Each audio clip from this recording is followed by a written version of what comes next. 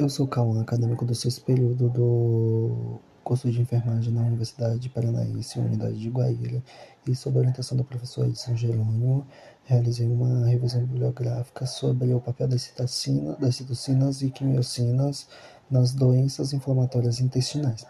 Quando falamos de doenças inflamatórias intestinais, nós estamos falando de algumas certas condições crônicas que afetam diretamente o trato gastrointestinal. Essas doenças, elas possuem uma origem multifatorial, sejam elas por causa de predisposição genética ou desequilíbrio na microbiota intestinal ou até mesmo por fatores ambientais.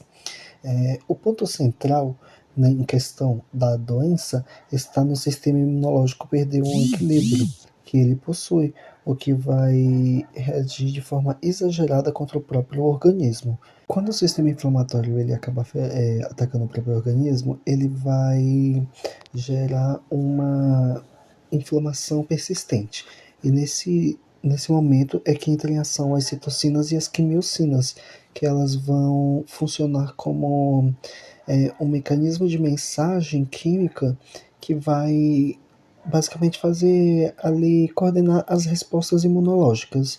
Diante desse aspecto, o principal objetivo desse trabalho foi justamente analisar o papel dessas moléculas na patogênese das doenças inflamatórias intestinais e discutir como elas podem servir como biomarcadores para monitorar as atividades, prever diagnósticos e auxiliar no tratamento das doenças. No intestino saudável, existe um certo equilíbrio ali entre a microbiota, o epitélio intestinal e o sistema imunológico, o que denominamos como uma homeostase.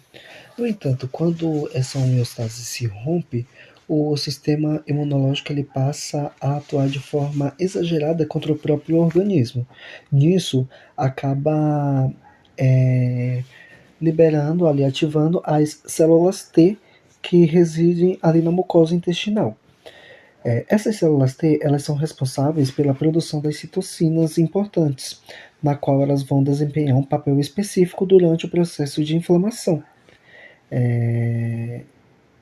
E isso vai conter com que exista um ciclo vicioso, o que vai acarretar mais ainda o processo de inflamação. Só que a partir desse processo de inflamação, esse ciclo, e é justamente no momento na qual vão ali surgir as quimiocinas, que elas vão ter a função de chamar novas células inflamatórias para o local da lesão. A partir desse momento acontece o processo de análise das citocinas e quimiocinas como biomarcadores, que ali no aspecto clínico não se sabe até que relação a doença vai estar afetando o indivíduo, mas a partir dos sintomas é possível utilizar as proteínas C reativa, as famosas PCR, ou até mesmo as proteínas LRG, na qual se tornam mais eficazes ali na atividade inflamatória intestinal. Aí você se pergunta, mas como as citocinas e quimiocinas vão atuar nesse momento? Elas serão basicamente como um mecanismo que serve para ajudar a prever quais seriam os pacientes que têm risco de evoluir a doença de forma mais agressiva e quais não teriam risco de evoluir de forma mais agressiva, o que seria como se fosse uma forma de monitorar a atividade atual e também antecipar a progressão clínica. Diante desse aspecto, a gente pode concluir que as citocinas e as quimiocinas elas apresentam um duplo papel nas doenças inflamatórias intestinais.